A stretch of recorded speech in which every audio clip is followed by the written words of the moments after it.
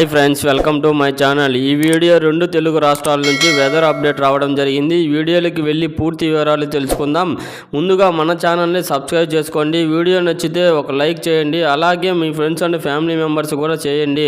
ఇంకా లేట్ చేయకుండా ఈ ట్రాఫిక్లోకి వెళ్దామండి. ఏపీలో భారీ వర్షాలు కురుస్తున్నాయంటూ వాతావరణ శాఖ బంగాళాఖాతంలో ఏర్పడిన అల్పపీడనం బలపడింది.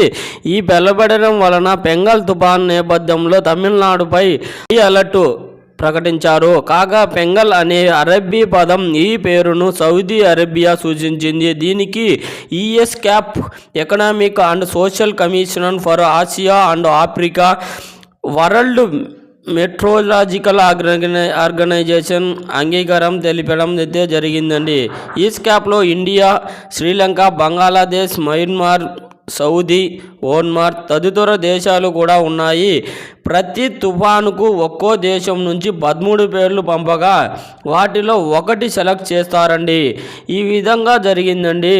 అత్యంత భారీ వర్షాలతో బంగాళాఖాతంలో ఏర్పడిన తీవ్ర వాయుగుండం ఇవాళ రాత్రికి ఉత్తర వాయువ్య దిశగా కదులుతూ తుఫానుగా మారుతుంది. ఏపీ విపత్తుల నిర్వహణ సంస్థ తెలిపింది. దీని ప్రభావంతో రేపటి నుంచి నవంబర్ 30 వరకు కోస్తాంధ్ర నుంచి భారీ వర్షాలు కురిసే అవకాశం ఉందని, రాయలసీమలో భారీ వర్షాలు కురుస్తున్నాయి. రేపు నెల్లూరు, శ్రీ సత్యసాయి, వైఎస్ఆర్, అన్నమయ్య, చిత్తూరు, తిరుపతి జిల్లాల్లో మోస్తారు నుంచి భారీ వర్షాలు పడుతున్నాయని మత్స్యకారులు వేటకు వెళ్లొద్దని సూచించిందండి. ఈ నెల 30న తీరం దాటుతున్న బెంగాల్ తుఫాను బంగాళాఖాతంలో ఏర్పడిన వాయుగుండం నేటి సాయంత్రానికి తుఫానుగా మారుతున్నది. ఈ నెల 30న బెంగాల్ తుఫాన్ కార్తికలై మహాబలిపురం మధ్య తీరం దాటే అవకాశం ఉంది. దీంతో చెన్నై సహా తమిళనాడులోని 4 జిల్లాల్లో ఆరెంజ్ అలర్ట్ కొనసాగుతుంది. తిరునామూరు, నాగపట్నం విద్యాసంస్థలకు సెలవు ప్రకటించారు. తీరం వెంట 70 కిలోమీటర్ల వేగంతో గాలులు వీస్తున్నాయని ఐఎండీ తెలిపింది. రెక్కై నాగపట్నం బీచ్లతో అలలు ఎగసిపడుతున్నాయి. భారీ వర్షం కురుస్తుంది.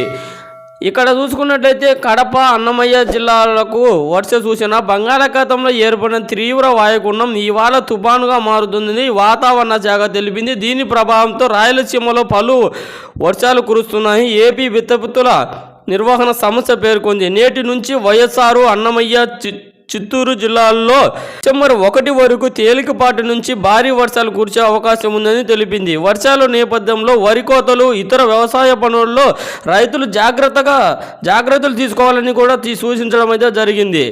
నెమ్మదిగా కదులుతున్న తీవ్ర వాయుగుండం నైరుతి బంగాళాఖాతంలో ఏర్పడిన తీవ్ర వాయుగుండం గడిచిన 6 గంటల్లో 2 కిలోమీటర్ల వేగంతో నెమ్మదిగా కదులుతుంది.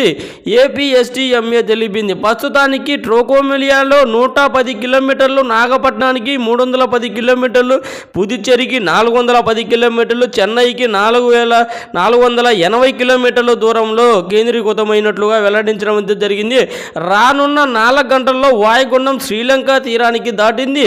వాయుగుండంగా మారి రేపు ఉదయం 6 గంటలకు తుఫానుగా మారే అవకాశం ఉందని పేర్కొనడం అయితే జరిగిందండి. రెడ్ అలర్ట్ కూడా జారీ చేసిందండి. అతి భారీ వర్షాలకు ఏపీలో పలు జిల్లాలకు వాతావరణ శాఖ రెడ్ అలర్ట్ జారీ చేసింది. రేపు నెల్లూరు, తిరుపతి జిల్లాల్లో అత్యంత భారీ వర్షాలు కురిసే అవకాశం ఉందని తెలిపింది. తీవ్ర వాయుగుండం ఇవాళ సాయంత్రానికి తుఫానుగా మారుతుందని కూడా పేర్కొనడం అయితే జరిగింది. కడప జిల్లాలో 4 రోజుల పాటు వర్షాలు. కడప జిల్లాలో రాగల 4 రోజుల పాటు తేలికపాటి నుంచి భారీ వర్షాలు కురిసే అవకాశం ఉందని ఆంధ్రప్రదేశ్ రాష్ట్ర విపత్తు నిర్వహణ సమస్య గురువారం అయితే తెలిపిందండి. ఈ శుక్రవారం మోస్తారు నుంచి భారీ వర్షాలు, శనివారం భారీ నుంచి అతి భారీ వర్షాలు, ఆదివారం తేలికపాటి నుంచి మోస్తారు వర్షాలు, సోమవారం మోస్తారు వర్షాలు కురిసే అవకాశం ఉందని తెలపడం అయితే జరిగిందండి. భారీ వర్షాల నేపథ్యంలో రైతులు తగిన జాగ్రత్తలు తీసుకోవాలని కూడా వాతావరణ శాఖ విపత్తులు జారీ చేసిందండి.